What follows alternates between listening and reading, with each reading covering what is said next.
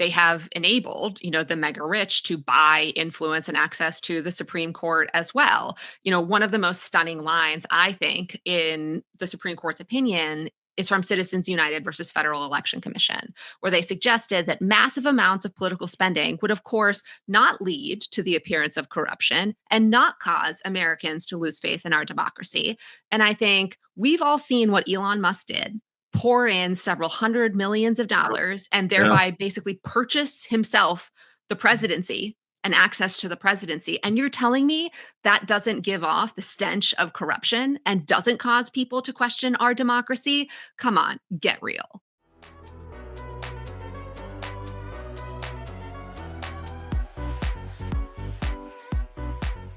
All right, folks, you're going to need it today, baby. Trust me.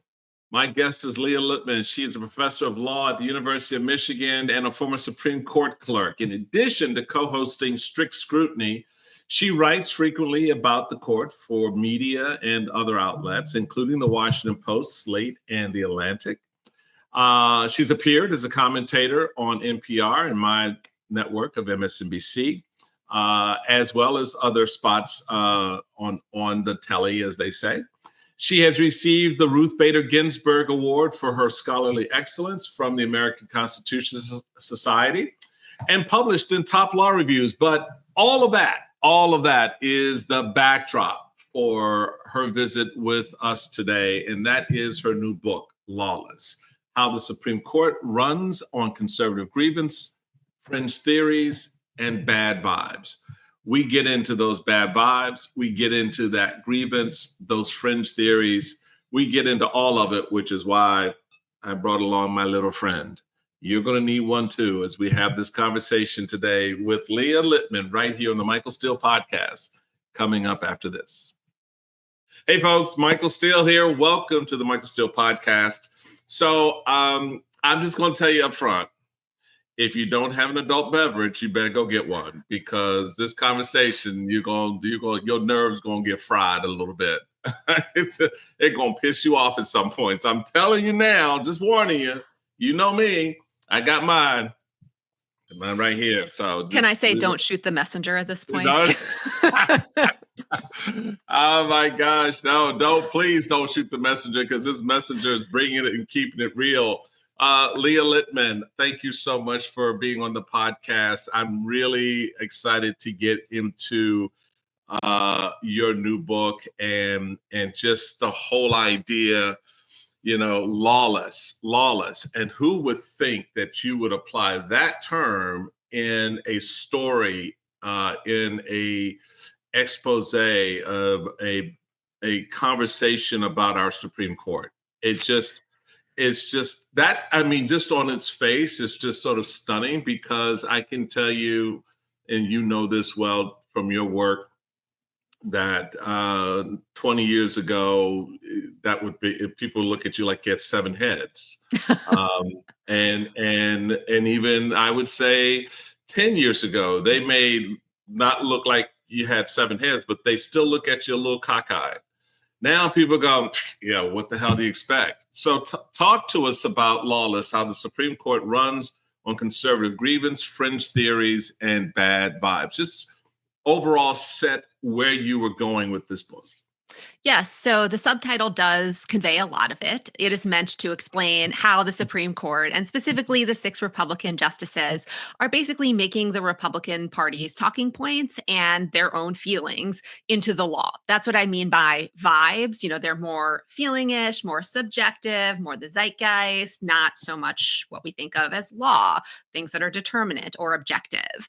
And Yeah, just so I can frame that, because you actually, it's an important part of how you set the book up. You say that it's no longer, the Supreme Court is no longer practicing law. It is actually running on this kind of vibe thing. And that gets into how they feel and how put upon conservatives are. And, oh, poor little boobies, they just can't tie their shoes anymore because the big old bad liberals are, that kind of thing, right?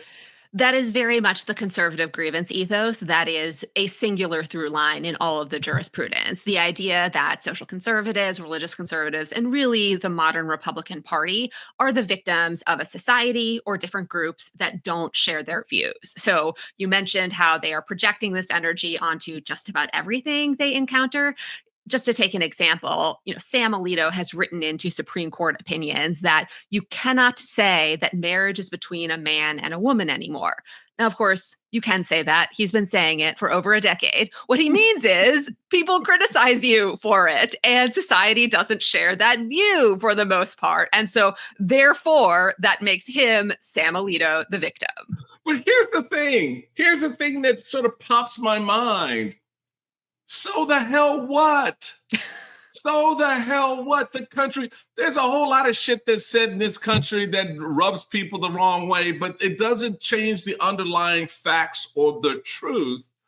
And if we've adjudicated something like marriage, gay marriage, just as we adjudicated the marriage between a Black man and a Black woman in the 1960s, and the court looked at the culture and the society and said, this is moving the country forward. This is the best outcome under the law, right? Under the Constitution.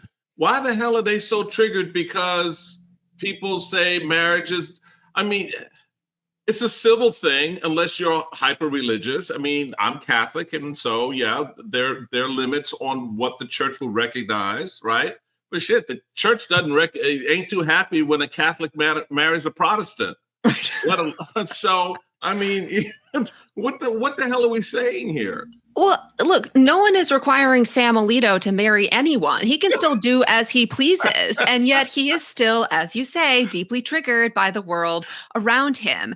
It's in a lot of ways a deeply anti-conservative philosophy that he has, because what he's basically saying is there's a single ideology that is the only acceptable one for anyone to express. And it is really, I think, an un-American view of dissent or speech, because he's saying, it is a problem for people to criticize me. And when I am a dissenter, that means something has gone wrong. But of course, that is not how the American constitutional system is supposed to work. No, How did we become so broken? I can tell you a lot of what you've written tracks from my experience inside the party. I appreciate that. The whole grievance industry within the party, because folks, it has become an industry. There's a lot of money being made off of making sure you're pissed off enough to write a check. They may want you pissed off enough to go vote, but that depends on what the subject matter is. But they definitely want you pissed off enough to go write a check. So I've seen that part of it. But how did the Supreme Court? Put it this way. I know that the court, all of them, top to bottom, were in the crosshairs for the political class in the party. In other words, if we can get something in front of the courts and adjudicate it, we get enough of our people on the court, then this issue will change. We can begin to roll back the accretion of liberalism into the society, because we think the country is inherently conservative. Hands Made Tales is a beautiful storyline. If only we could put it into practice, right? How did we get here? How did it become so broken that the court allowed itself to become? Because it's not just appointing Thomas and Alito. Thomas, no. I've known Thomas a long time. He never in the beginning struck me. It's like a lot of the crap that I see right now among Republicans. This is not how they started out, but then maybe I was wrong, and that's how they always were. Help me kind of contextualize. No, I think it's a complicated story, and it is partially a story that you were alluding to, which is the conservative legal movement. The Republican Party decided to focus on the Supreme Court and basically create a very effective judicial screening mechanism for them to identify people who they felt confident would vote their preferred way. Now, I also agree with you that at the moment you appoint someone, that person is probably not the way Sam Alito is today. And Right. in a lot of ways, when these individuals were appointed to the Supreme Court, like Clarence Thomas, the Republican Party looked different than it did today. And so what they also did is they created this alternative ecosystem that was designed to reinforce the views of the Republican Party and to reward the justices for continuing to track the evolving views of the Federalist Society. I just said Federalist Society rather than Republican Party. Freudian slip, because that's Right. what the Federalist Society is there to do. And the founders And were I was quite once a clear member. about that. I was Yeah. once a member of the Federalist Society as a young lawyer coming out, having been involved in a number of conservative activities. And again, even there, unless it was something that was in the back room, there was still this high regard and reverence for the federal judiciary, especially the Supreme Court, Leah. And no one wanted to break that. But the politics began to renegotiate those terms and put in motion by putting their finger on the scale of the types of candidates that were running, the types of candidates who were being nominated to the bench, coming out of the political activism side of the Republican Party, as opposed to the judicial side of the Republican Party. Young men and women who just wanted to be damn good lawyers. Yes, they had conservative philosophies and points of view, but it wasn't this idea that it was politically driven. It was how they read the Constitution. That's where you get, the originalist perspective and all of that. And we sit here now and go, WTF? What? How? Why? And so I guess you sit there and you look at these pieces. You write that the Supreme Court is no longer practicing law, but instead practicing the politics of conservative grievance, and we touched on that. What is the juxtaposition of that practice around the sort of tried and true anchors of our constitutional government? Is that what we're seeing now being chipped at and cracked at, is going at some of those foundational things where they're now using originalist intent to sort of warp outcomes of decisions to further a political agenda? I definitely think so. And I think one of the most striking things is when originalism doesn't provide the tools to do so, the appointees who were promoted and nominated by an organization and presidents who professed adherence to and fealty to originalism are happy to abandon originalism. They are more than happy just to stick with the preferred outcome. So, for example, in the book, I talk about Shelby County versus Holder, the key decision that dismantled a key provision of the Voting Rights Act. In that case, the court did not bother to rely on originalism because had they done so, they would have looked back to the Civil War and found, guess what the Reconstruction Congress did? What? It treated the former Confederate states a little differently.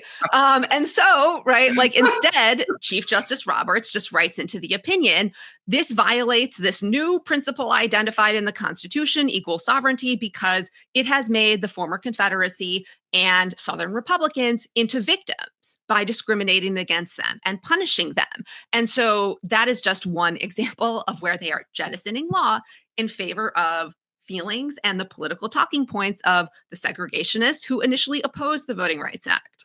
That is such it is so profoundly galling to me to now hear, Alito and Thomas especially, but then others articulating the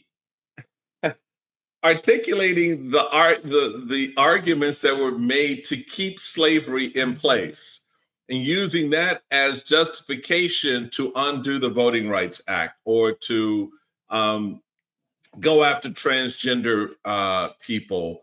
It is one of those things where they claim a victimhood, but they are victimizing everyone around them because they're not white, they're not Anglo-Saxon, they're not Christian.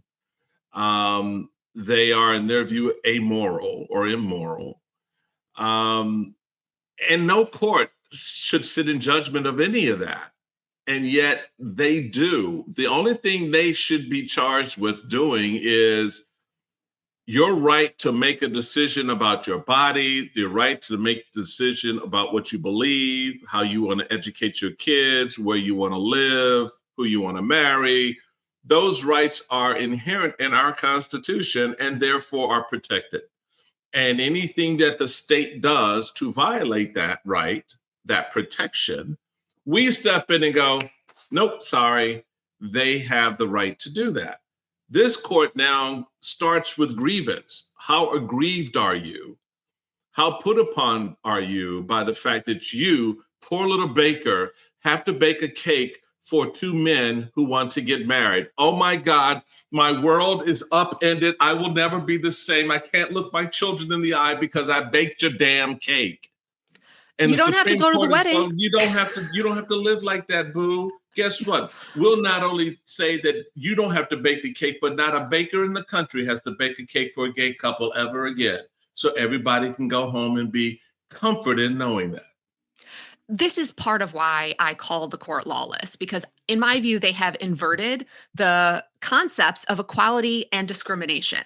Right? Like they call equality and civil rights protections for the LGBT community discrimination against the religious and social conservatives who are opposed to LGBT equality. That area of law is in a lot of ways the peak of the conservative grievance energy. This past term, the Supreme Court has on its docket a case about whether public schools can include LGBTQ reading materials in their instruction. And so there, it's not even a baker or a website designer has to do something related to a same-sex wedding. It is merely reading a book that has a character of a man who marries a man or a lesbian wearing a leather jacket. That too is now so profoundly offensive that it victimizes the parents with religious beliefs that oppose LGBT equality. And it is cannibalizing all of law, that grievance energy.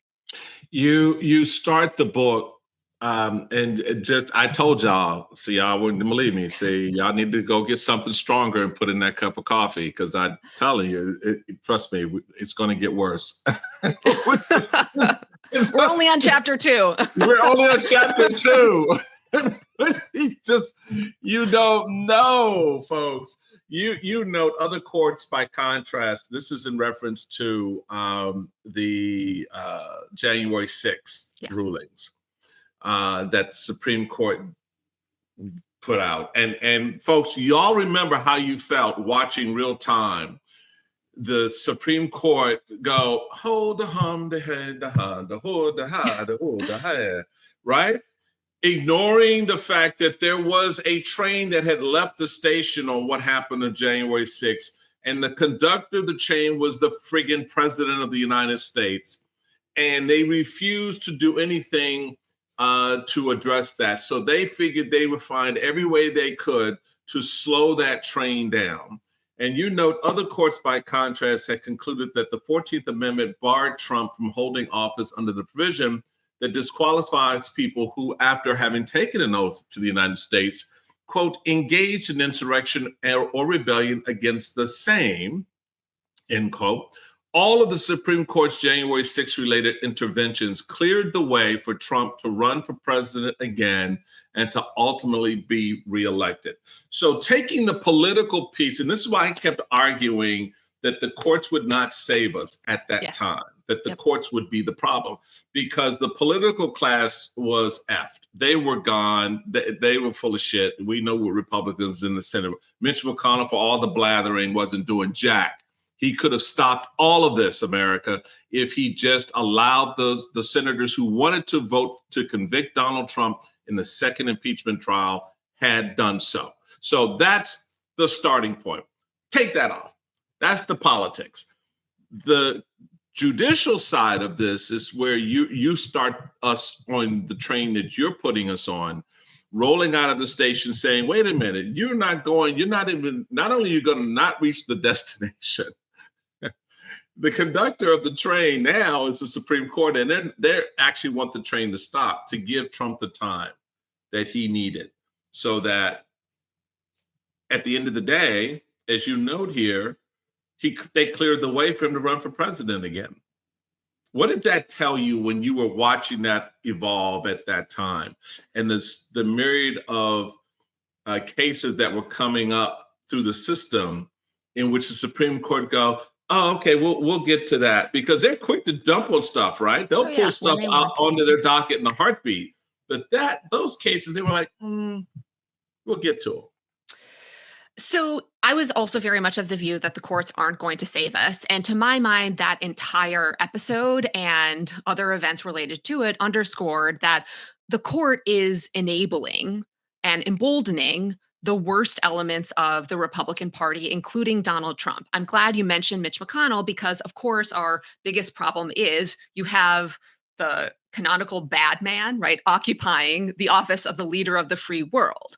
But it is equally problematic that the people around him are enabling his worst instincts. And that includes the Republican justices on the Supreme Court, because in the case where they said 14th Amendment, states can't enforce it against Donald Trump, the victimization grievance energy came out, where during the oral argument in that case, you had Clarence Thomas suggesting the entire project of Reconstruction, including the 14th Amendment, was actually about irrational hatred toward the South rather than what was necessary to enforce civil rights. And so let's just put a pause in that.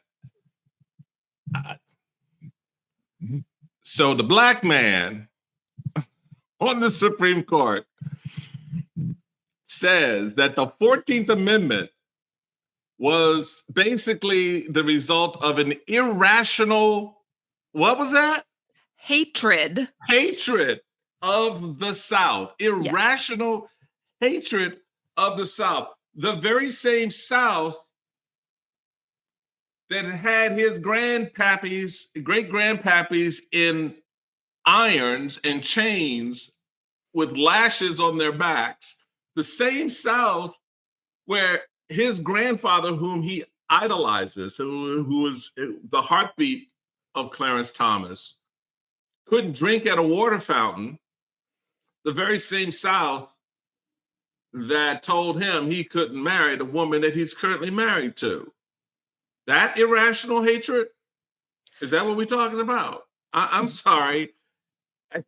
Okay, I didn't mean to. I think you needed some wine as well, Michael, for this episode, a stiff drink. I can't even begin to process that shit. I just can't. But go ahead, Leah. Yeah, and you mentioned that for a moment. No, the Supreme Court can go quickly when it wants. When people were rushing off to the Supreme Court to challenge Biden administration policies, or the Trump administration is now asking the Supreme Court for permission to implement various policies like the ban on transgender service members, the Supreme Court can act within days or weeks. Instead, in the immunity ruling, when special counsel Jack Smith asked the Supreme Court to take up the case in December, they just sat on it and said no, waited to do so until February. That's a 2-month delay. And then when they did, they scheduled the argument for the end of April, an additional 2-month delay. That guaranteed Donald Trump was never going to face trial on these election interference charges before he went to run for re-election and people went to vote. And it's hard for me to escape the idea that some of the Republican justices looked at Jack Smith's prosecutions and thought that's just Trump derangement syndrome, right? Like they are just persecuting Donald Trump for being a Republican. And again, when that is your worldview, when you are so convinced of that, facts, law, reality are just not going to get in the way of it. And it's bulldozing through all of those possible constraints on the Supreme Court. They did not prosecute or persecute Donald Trump. They prosecuted him for crimes that he committed. How do you lose sight of the fact that the man committed the crimes? He was convicted on 34 counts, people. We heard him on the audio tape trying to bribe or cajole or whatever word you want to use the election officials in the state of Georgia. we know about the readout of his trying to get Volodymyr Zelensky to falsify documents or evidence that the Bidens were involved in some heinous activity in Ukraine. I mean, how do you? I don't see. This is the part, and you said something that I think it's important to note in all of this, whether it's the Supreme Court, whether it is what we see currently playing out in the second term of the administration, is that the victimhood is the thing for them, right? And everything that comes at that victimhood to show that it's bullshit and a lie, and it's nothing more than a cover for the grift, for the criming that's going on, for the illegal activities, for the bad behavior that we see playing out, they fall on Trump derangement syndrome.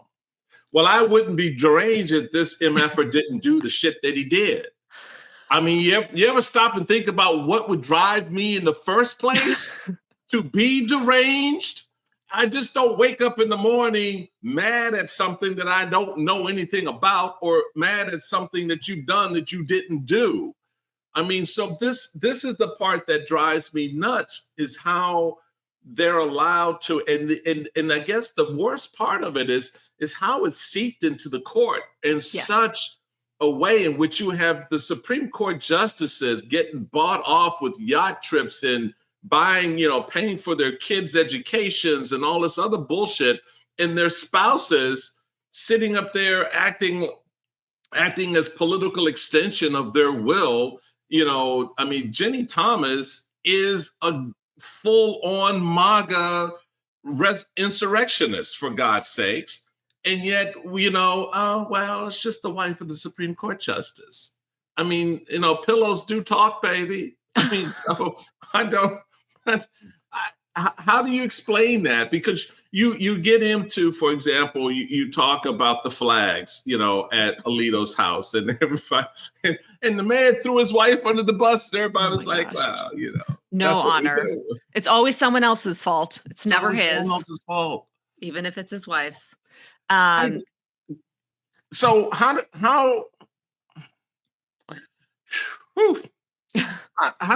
do we begin to turn this around?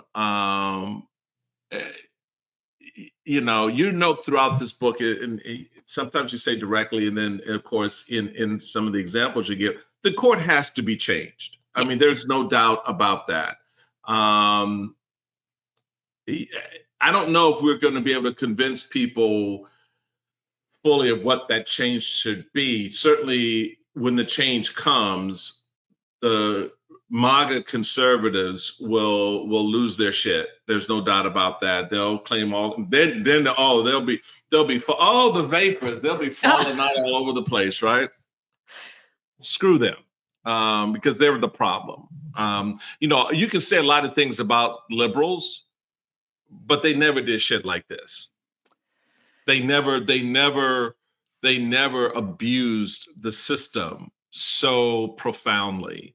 I disagree with the decisions some of the liberal courts have, ruled over the years. But the system has a way of addressing that and accounting for that, correcting if it's something that's out of the mainstay. Certainly, there have been rulings of the Supreme Court with respect to members of my community that didn't start out too well, but we had to fix them, in the Jim Crow era. Certainly when you get to the point of a Brown versus Board of Education situation, or the Civil Rights and Voting Rights Act, that try to correct for some of those earlier rulings. Okay, but that's a natural process of things. How do we begin now to sort of, I see it as an infection. How do you get the infection out of the system? I think part of it starts with just public education and public information. Part of the goal of this book was just to socialize people in a different picture of the Supreme Court. And we've been joking about, you need a stiff drink and this is a bleak story. And for sure, all of that. But I wrote the book in a way that is also meant to be kind of fun, inviting people to mock the You justices did. You and really did. making politics and political protests fun. So I think the first step is begin to invite other people to see the ways in which the Supreme Court is so flawed, so that when we are at that later moment and MAGA doesn't control the entire machinery of the state, then there are enough people who are convinced we actually do need to make some systemic change to our institutions in order to reinforce our democracy. And we can have a debate about different ways of addressing the Supreme Court. In the final chapter of the book, the conclusion, I note, I think term limits would be a good idea of just regularizing appointments. I think limiting the Supreme Court's authority would be a great idea so they can't strike down laws like the Voting Rights Act.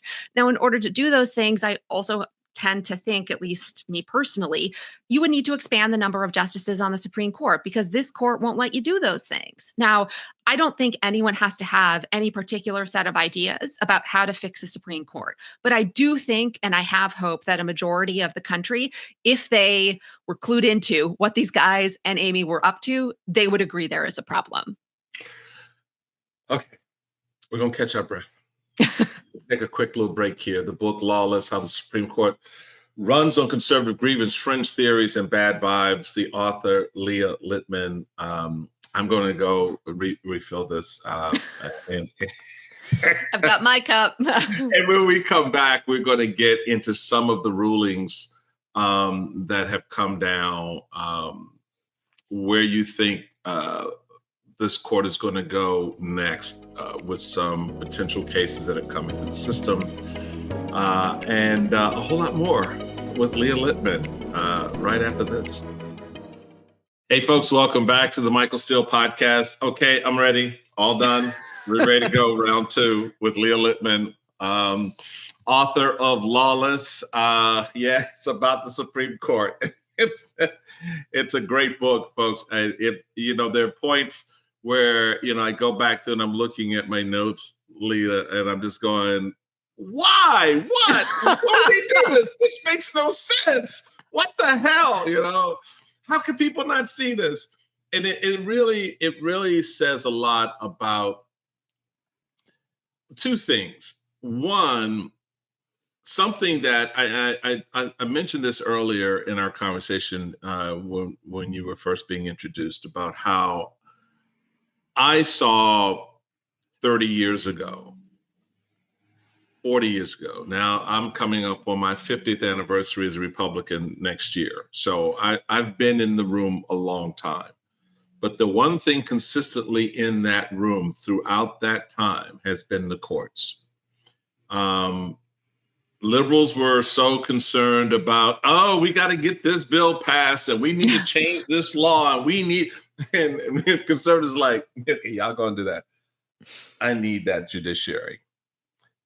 Because it doesn't matter who's the president of the United States, because we get the court that we want, whether it's the federal district court, whether it's the appellate court, whether it's the Supreme, especially if it's the Supreme Court, we good.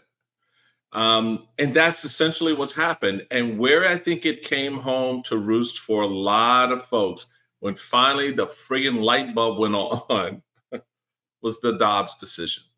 Because they didn't see that coming after 50 years, when that was exactly what the conservatives were gunning for.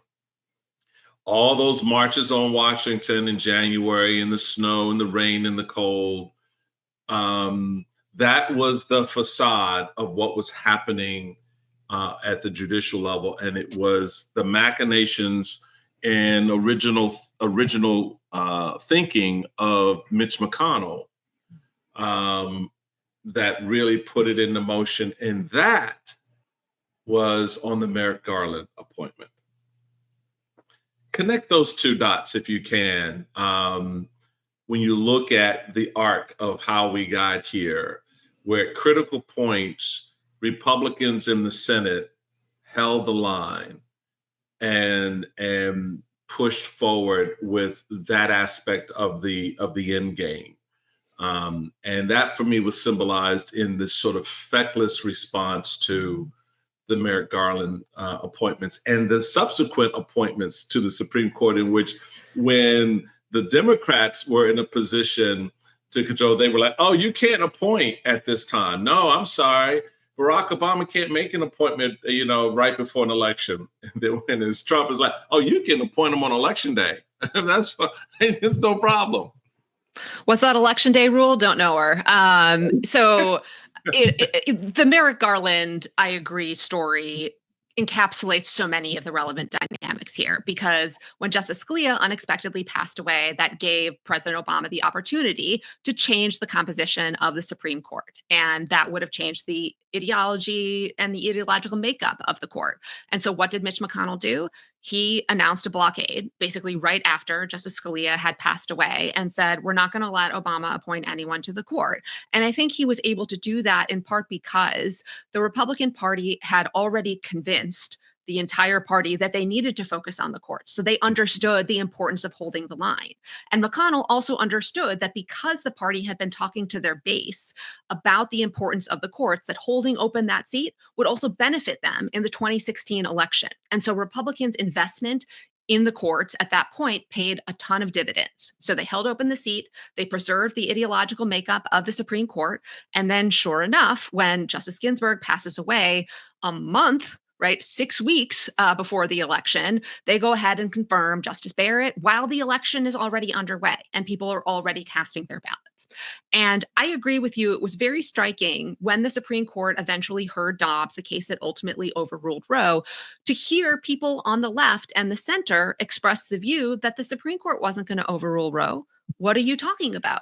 Even though that is what the Republican Party had been promising to do for over 2 decades. I mean, even after the argument, when I thought it was perfectly clear, I was on podcasts and different shows having debates with people who still claimed the Republican justices weren't going to overrule Roe. And I think that kind of delusion and failure to see what the Republican Party has actually become and what they have done to the courts is at the base of many of the problems we now find ourselves in.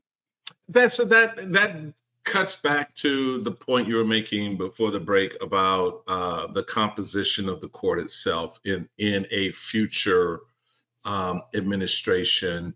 I think it's going to take, first off, Democratic Party looking at it from that perspective with an overwhelming number of seats in the House and Senate. To do that. I'm talking damn near supermajority in the Senate, and certainly in the House, a 20-plus seat majority in order to begin to put into place the changes. So, but for the record, and you can clarify for our audience, the idea of changing the composition and the makeup of the court is wholly constitutional, is wholly in the realm, in the purview of the Congress, since the Congress writes the checks for the court.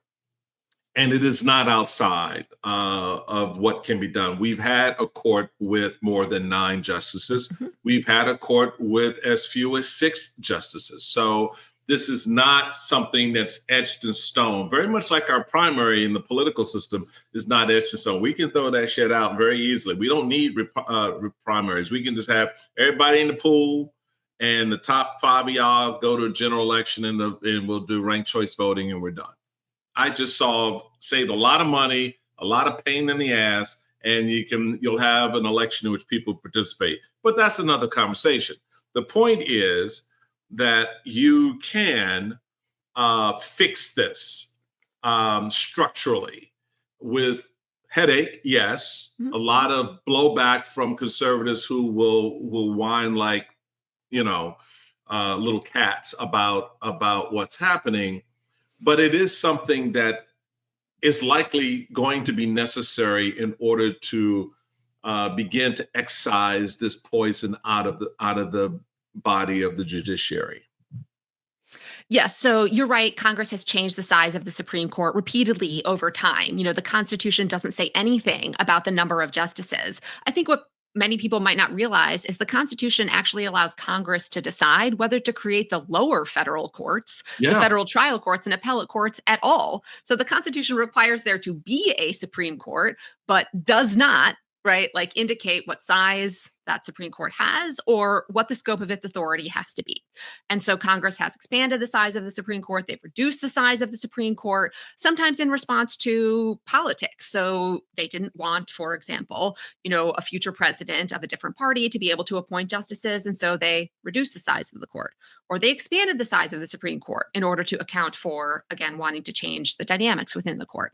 So this is absolutely something that Congress could do if it wanted. I agree with you. This is going to require significant margins for the Democratic Party. And that's part of why I think the first step is just public campaigning, public organization to educate people about what the court is doing to build that base within the Democratic Party and that energy among independents and Democrats. Because the Democratic Party, as it exists now, does not have the political will to do that. I mean, at the end of Biden administration, they agreed with Republicans. They negotiated to not confirm some federal court of appeals judges. And it was like, my guys, you're in the majority. What? my head What is hurt. this deal you're doing? So, Leah, I could tell you stories about the level of stupid that you sit in these conversations. You go, they're punking your dumb ass right now with all of this, and you guys are sitting there negotiating. You're negotiating with the judicial terrorists. You're negotiating with your political terrorists. Why are you doing this? And the whining level. And this is the difference politically between the two parties. Again, the Republicans have focused for 100 years now on power. yes. I mean, this goes back to the 1920s, Hoover. This goes back definitely to Roosevelt. Roosevelt triggered Republicans like you wouldn't believe when he decided to, okay, I'm just going to turn all of this around with the New Deal, right? Mm-hmm. And I'm going to try to pack the court, right? And they got triggered as hell. And they have been triggered ever since. And it's just amazing to me that on the opposite side of that, the Democrats never really fully appreciated or figured out over this last 100 years that they're working with or against a political party that is not right. It just isn't right in so many respects when it comes to these things. And I love how you talk about, because with the justices now, certainly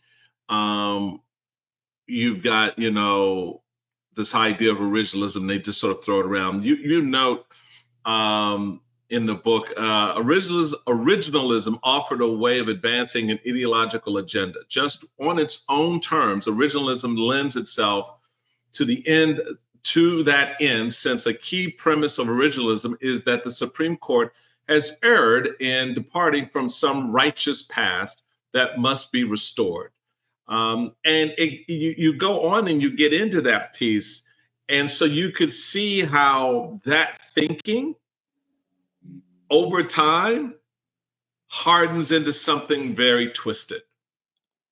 And that's the piece that we now are living in, whereas it's not just, we're just going to slow roll a decision to give the criminal president, the convicted felon, time to get on the other side so he can't be duly prosecuted, et cetera, for the crimes he's alleged to have committed. But it goes deeper than that. It goes into how it's going to look at and rule on things down the road as well, because of this past that has to be restored. I mean, the past that has to be restored, I think part of what is so striking is that the political slogan the Republican Party eventually found their way to, "Make America Great Again," contains that same promise of restoring this righteous past when the country was, in fact, not so great for many groups that are not, by and large, part of the modern Republican coalition. And so I think part of what originalism was able to do is it was able to send the same message that the Republican Party is now sending explicitly in electoral politics, but without having to say that, even though enough people understood what you were saying without having to do that. And then you're right, it morphed into this very, very heavy-handed effort to restore and reinstate a system where, again, the constituencies that are part of the modern Republican Party exercised outsized political power. They had a monopoly on politics, and they had, better social standing because their views used to be more popular. And so that is the world they want to restore. I appreciated how you said the Republican Party has been fixated on power, political party power for the last century, because the Republican justices on the Supreme Court have very much been in lockstep with that same project, whether it comes to enabling partisan gerrymandering, not allowing Democratic presidents to govern. Like, they are focused on entrenching the Republican Party's political power because they recognize, like, that party now depends on minority rule. Because they can't govern. Right. They can't govern. I mean, I literally include a quote from the Michigan Republican Party that says, be ungovernable. And it's Yep. Why is that your slogan? It is what you nailed it. That's why I was about to bring you. I'm glad you. I was going to say that because where I was going, they can't govern. And you know what's even sadder than not being able to govern is not wanting to govern. Yes. Because then you've just given up completely. Everything is political. Everything is based on how you grab and hold on to more power. Yeah. It's not just me saying this, folks. You live through this crap. I mean, we lived through 4 years of infrastructure week when you couldn't even pass a damn infrastructure bill. We lived through 4 years. Oh, repeal and replace Obamacare. Okay, where's your bill? Given that Obamacare was the conservative heritage plan from the 1990s, Mitt Romney's plan when he was governor of Massachusetts, where's yours now? You got the basis? Okay, give us a new plan. Nope, couldn't do it. What's your environmental strategy? We're the party of the environment, right? Teddy Roosevelt, right? We love the lands. Oh, you just want to drill, baby, drill. My quote, I got it, right? But the idea, even drill, baby, drill was a policy. It was a concept. It was a plan. It was something that says, okay, this is how we're going to make ourselves more energy sufficient, more independent. Okay, we can have that debate. We can put that in legislation. But when you then have immigration, oh my God, immigration. So here you bitch about immigration, right? And you finally get Republicans in the Senate working with Democrats to craft a bill. You get members in that house that go, you know what? Okay, we can do this because we're going to lock down the borders. And Donald Trump tells you, no, I want to be able to run on it. I want to use it as a political weapon against Joe Biden. And they go, okay. So this idea that we don't govern is at the heart of a lot of this. The other side of it that is very scary, and you wrote about this, is the space, the DEI space, the criminalization of DEI, diversity, equity, and inclusion. And I will continue to remind people who espouse the anti-DEI bullshit that, but for the diversity, your ancestors would not have been able to come here. But for equity, your ancestors would not have been able to find economic prosperity and success. But for inclusion, your ancestors would still be living in ghettos. So what the hell's your problem?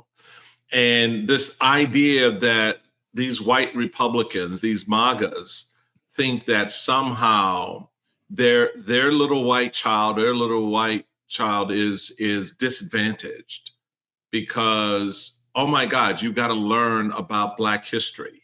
Oh my God, you're going to go into a workforce in which one day you're just going to be asked to work alongside someone who doesn't look like you, come from where you are, and that's okay. You talk about Cosisis, I want to make sure I get it right, Cosisis, versus United States. And this case is a case that's not on anyone's radar, but it's on yours. And it talks about a plausible path, as you know, to criminally threaten some number of individuals and entities that maintain DEI policies and practices. Talk about that case and talk about it in the context of what this court would be saying should it rule in that way.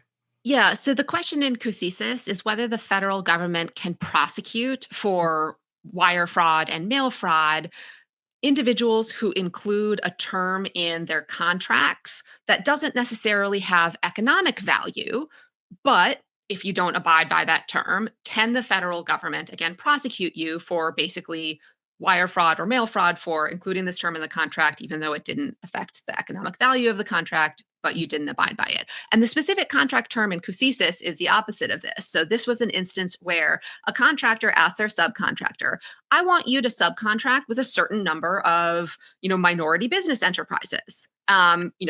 Make sure, right, like you are considering a diverse slate of subcontractors. That doesn't affect the price of the contract, but it mattered to the person asking for it. Here, the federal government prosecuted them because they said they didn't actually try to include a more diverse array of subcontractors. If the Supreme Court says that prosecution is fine, the federal government can impose criminal penalties on individuals who misrepresent something in a contract, even though it doesn't have economic value. You can imagine the federal government going after federal contractors whom the federal government is now forcing to say, we don't have DEI programs. We're not engaged in violations of Title VI and Title VII as the Trump administration understands those laws. And the Trump administration has taken the view that federal civil rights laws prohibit DEI programs. So what if the Trump administration uncovers the fact that one of these federal contractors has a DEI program? Could they threaten them with criminal liability? This is something that now is a big outstanding question in white collar criminal law. And we're all kind of waiting to see whether the Supreme Court might narrow the reach of this wire fraud, mail fraud statute. I have no faith in this court in that regard. I think they will criminalize DEI because that's what this administration wants. That's what the predicate of this case is all about. I mean, when the president of the United States puts a ban on DEI across the federal government, but then celebrates Black History Month in the White House, it tells you exactly where they want to go. Folks, here's the nub of it. I can tell you, as the former lieutenant governor of my state who reformed our minority enterprise business, and I reformed it because what was happening was white contractors who are the big dogs in the contracting industry, whether it's on the construction side, on the road side, whatever. They typically would find one Black contractor to satisfy some quota system somewhere, and that's it. So you have a whole lot of other subcontractors who want to be primary contractors one day, but you know how it is. You got to find the work to get to play. But you don't get to get the work nor get to play because either they're not required to diversify their contract, or when they do, they find one and they stick with that one and that's it. So we tried to reform that to say, look, and I have even had this conversation. I said, look, there are a whole lot of contractors out there you can do business with who probably give you a better deal. Right? So, but the idea now that you can't do that had, to your point, Leah, in the Cosisis case, that has nothing to do with the value of the contract. Right. In fact, if there's any value at all, it's largely in the fact that you're now sort of widening the breadth of opportunities for contractors in that community, in that state, in that region, to participate in something that they otherwise would not be able to participate in. And so diversity, equity, inclusion is about that. It's not just to the exclusion, because here's the other thing. there are a lot of female-owned contractors who also would benefit from that DEI effort. So, and we know that the largest beneficiary of affirmative action programs have been white women. Yep. who have benefited from the fact that their white husbands who have the contract hired them to be the subcontractor. So it's ludicrous to me that you have the court now on the verge, I think, and I really hope I'm proven wrong, of basically criminalizing those relationships that do not have a negative economic impact. No one's lying or hiding anything when the contract says, "Oh, we'd love this is my contract, Leah.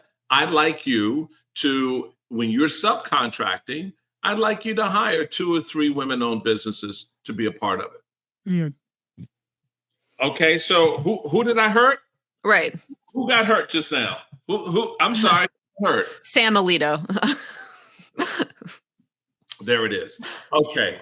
I don't know where to go next. This is you write such a good story, and you do engage. She engages you so much on this book, as you could probably tell. I'm hyped on this book. I love the fact that in the book you compare the Supreme Court to the movie Mean Girls. Yes. Yeah, I made a special note of that. So let's talk about that before we go. What are the similarities that you see there, and how does that track to Arrested Development, Game of Thrones? Connect all those dots for us. So all of the chapters have different pop culture motifs. As I suggested, I tried to make the book engaging, fun, inviting because the underlying story is enraging. I'm glad you like the Mean Girls chapter. That one gave me more than a few giggles. It's good. That is the motif for the chapter on LGBT equality, because of course in Mean Girls, Regina George insists that everyone is obsessed with her, including her ex-friend Janice Ian, who's a lesbian, and therefore she couldn't have her at the pool party. And I think the Supreme Court's Republican justices have very Regina George energy, and that they too are insistent on the idea that gays and lesbians are obsessed with them and out to get them and other religious and social conservatives, and therefore they need to banish them from society. So that's the Mean Girls chapter. And then, Go ahead. No, go ahead. So I was going to. The Game of Thrones is. Game of Thrones is the voting rights chapter. It's designed to capture the brutality of the Republican Party, including the Republican court's commitment to political power, kind of likening them to the warring factions in Game of Thrones. It also allowed me to say, there is a mad king in our story as well, and make that allusion. Yes. So yeah, I had fun writing the book. I hope people have fun reading it. It is a sad, bleak story, but one that I think everyone needs to know about. Well, it is, again, and there's so many other aspects that we did not get into in a deep way, but you do. For example, how the Supreme Court is in its way creating the very oligarchy that we are talking about and seeing. And what that may mean in underlying, what this country is about, and the balance between the haves and the have-nots and so forth. And we see that with the sort of whining and dining of the Supreme Court justices in a very specific way. I mean, why would I rule against someone who just paid for my stepson's college? Or pays $250,000 for me to go on vacation with them. Why would I ever rule against their interest? Yeah, it's an influence and access scheme, and because the Supreme Court has declared that basically buying influence and access to political officials isn't corrupt, they have enabled, the mega rich to buy influence and access to the Supreme Court as well. One of the most stunning lines, I think, in the Supreme Court's opinion is from Citizens United versus Federal Election Commission, where they suggested that massive amounts of political spending would, of course, not lead to the appearance of corruption and not cause Americans to lose faith in our democracy.